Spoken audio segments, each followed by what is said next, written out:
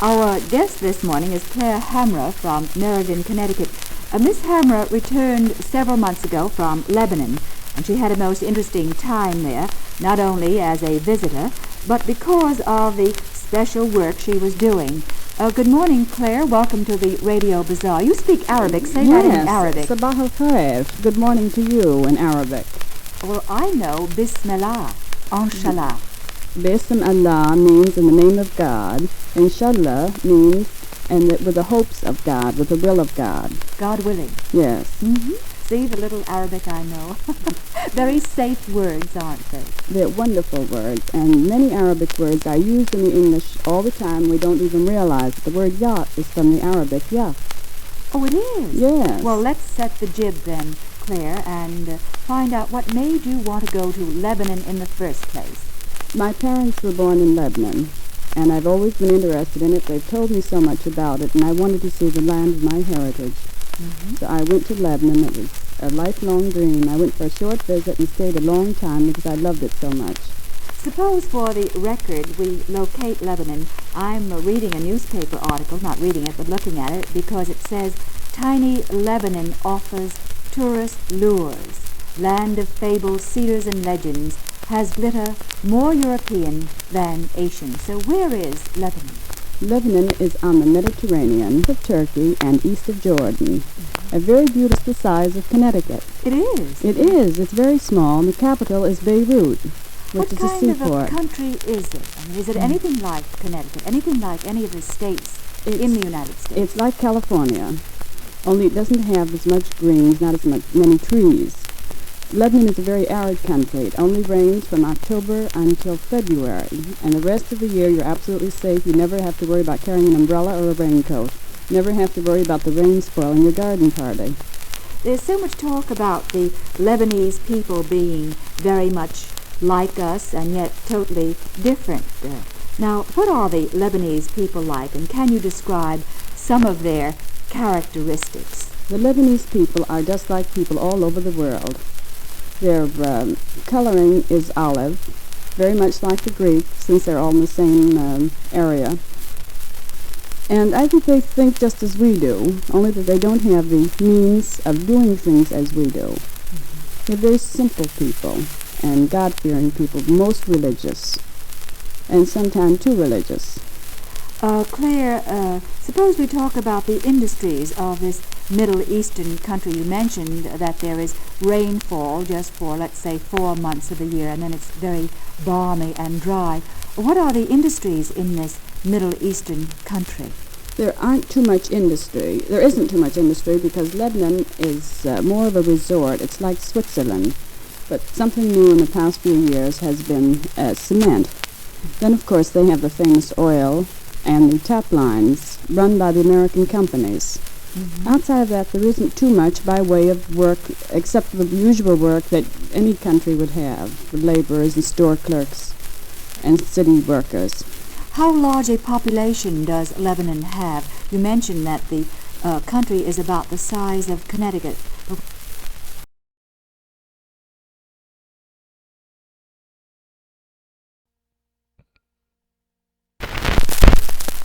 What about the population? That's a very interesting thing. The population is 1 million Lebanese in Lebanon, and there are 2 million Lebanese in America. Would you say that again? There are 1 million Lebanese people in Lebanon and 2 million in America. Mm-hmm. Are there any problems in this fascinating country? Yes, there are problems, because Lebanon was a mandate of France and prior to that of Turkey.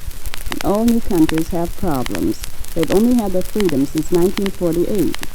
So since then, they've sort of crawled, and now I think they're beginning to walk. They've done remarkably well for the limited capital they have.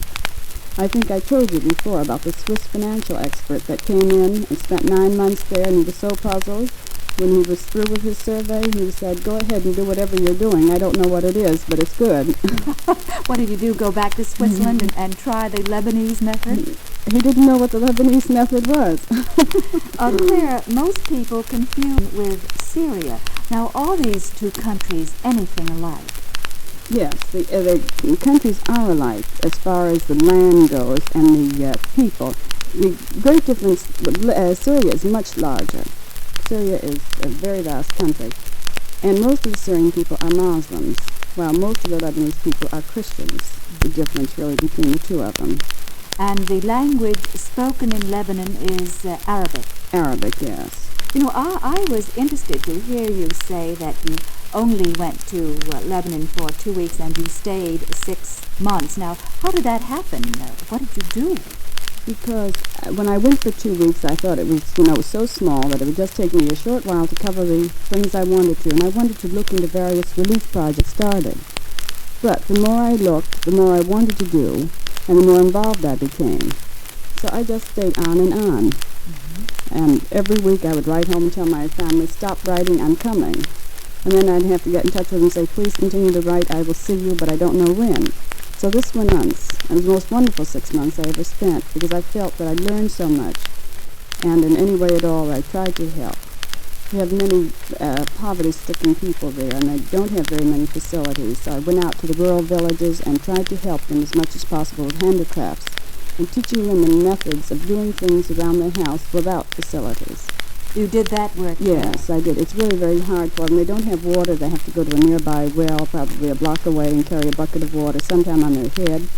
They had the most wonderful grace. You see great big baskets of fruits and things on their head, and they just walked along and talked. How they did it, I'll never know. Claire, I do know that you had so many interesting experiences beside this relief work which you did, and I was intrigued by the pictures which you showed me and the medal which you were wearing. I wonder whether you could tell us about some of these experiences and also about that medal. The medal was given to me. I really don't believe the medal was mine. I think it belongs to my whole family. But it was probably a matter of convenience that I was there, and the foreign minister gave it to me instead of to my family. My family has always been very active in helping the poor of Lebanon. And since 1948, we have not missed 1 week in sending a parcel of used clothes to be distributed among the poor and needy. Do you send food too? No, we don't send food. We did send food in 1950 when they had a drought there. They had no wheat, and all the Lebanese Americans sent wheat there. The wheat was shipped from New York through the Lebanese consulate.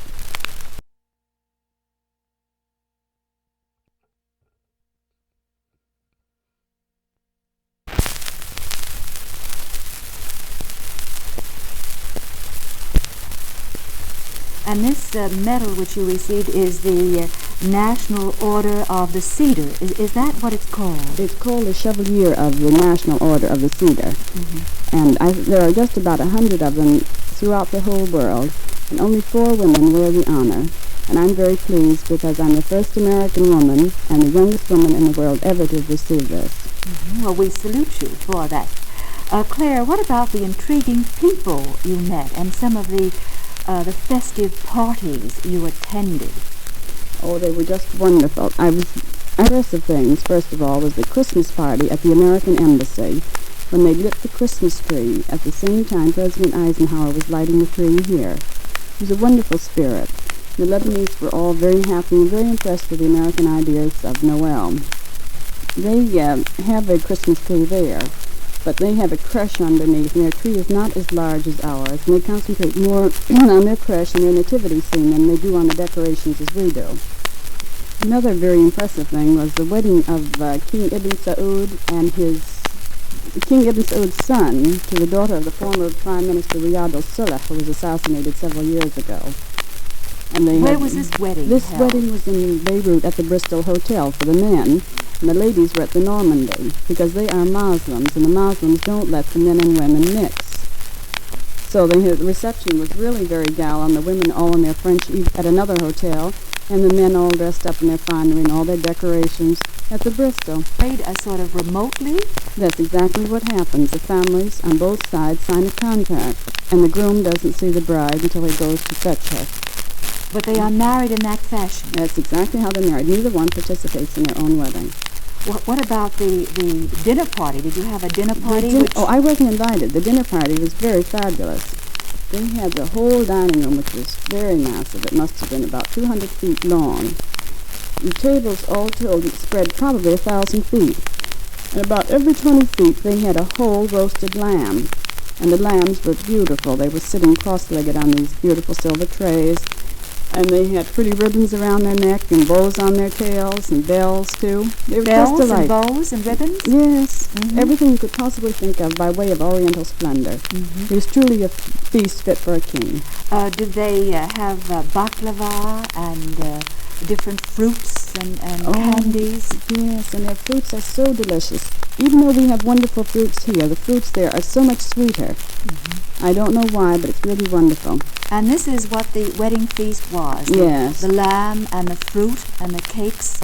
Do they drink wine? No liquor. Muslim law forbids the use of any alcoholic beverages or tobacco. So this was just an eating Yes. feast. Clara, I think one of the most interesting and amusing stories I ever heard was the story of the newspaper article written about you.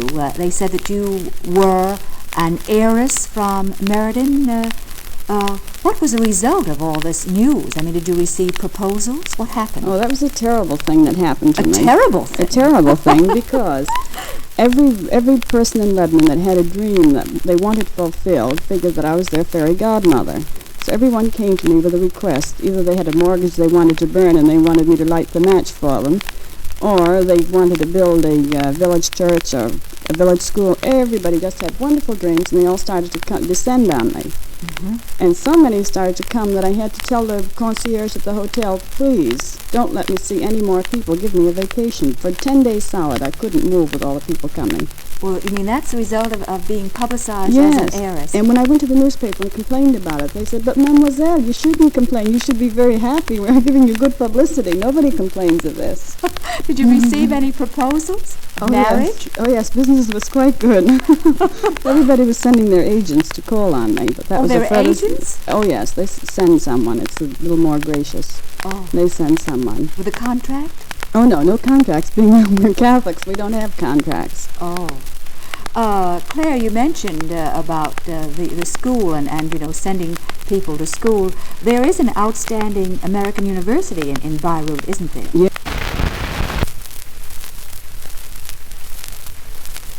Yes, the American University of Beirut, which is a division of the Near East College Association. They have colleges in Istanbul and in Greece countries. And the American University has done so much to help those people.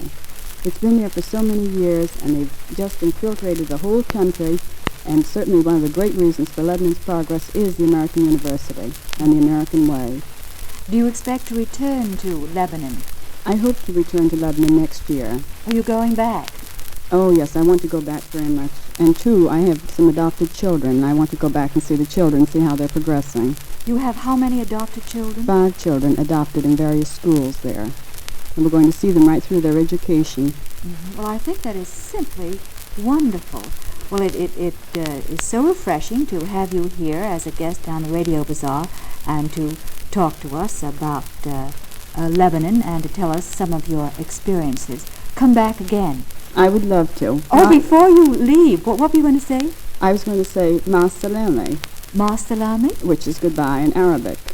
Oh, Or pratrik, which is another way of saying goodbye. That means with your permission, or as the English would say, by your leave. Oh, that's very, very nice. Well, by your leave, please do come back. Thank you very much.